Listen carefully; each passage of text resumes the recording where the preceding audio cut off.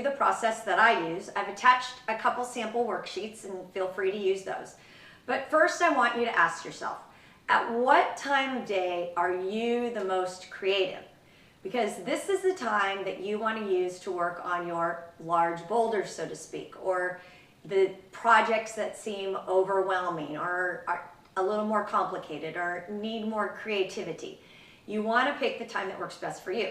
For me, believe it or not, I know that a lot of you are going to say there's no way, but for me, it's 4:30 to 6:30 in the morning. I'm an early riser. For those of you that are night owls, it may be in the middle of the night. That doesn't work for me, but the point is just finding a time that works for you and making that the time that you use for your creative projects. So I picked Friday, the Friday before the previous week, that Friday, to schedule my week for the following week. And what I do is I do what I call a brain dump.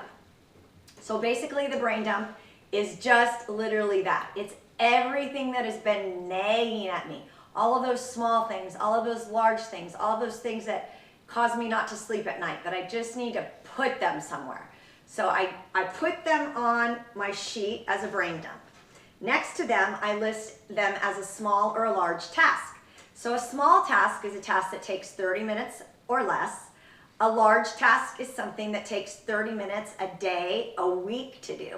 So something obviously that takes more time.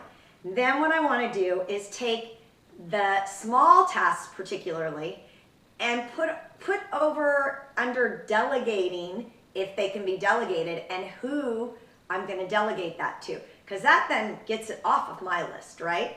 So then next I've got a few small tasks and I have some large boulders, so to speak. So I want to prioritize the boulders. So I put the large tasks here.